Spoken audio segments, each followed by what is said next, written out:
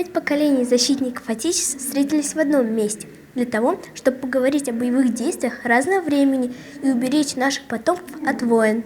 В Республиканском музее боевой славы необычное мероприятие.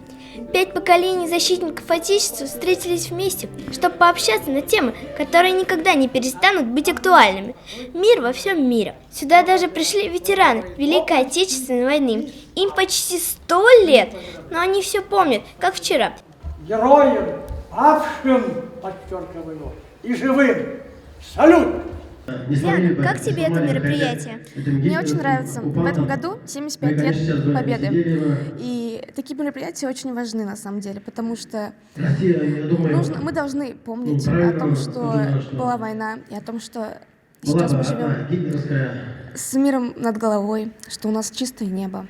Хоть прошло столько лет с тех страшных событий, забывать о войне нельзя. И я сейчас не только про Великую Отечественную войну. На встрече присутствуют ветераны других вооруженных конфликтов, чеченской и афганской войн. Общение с ребятами идет в форме живой беседы.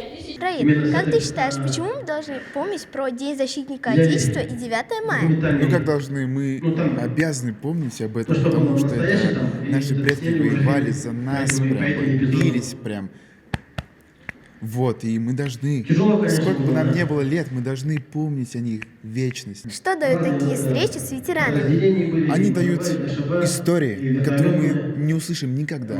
На встречу с ветеранами приехали студенты Уфимского топливно-энергетического колледжа и Башкирского колледжа архитектуры. Через пару месяцев эти парни и девчонки пойдут поздравлять ветеранов с Великой Победой. Защищать нашу Родину – это долг, который должен выполнять каждый гражданин. Нет ничего важнее мира во всем мире. Давайте вместе строить его и поддерживать. Полина Кошличева, Нурислам Хаириев. Специально для Горы новостей.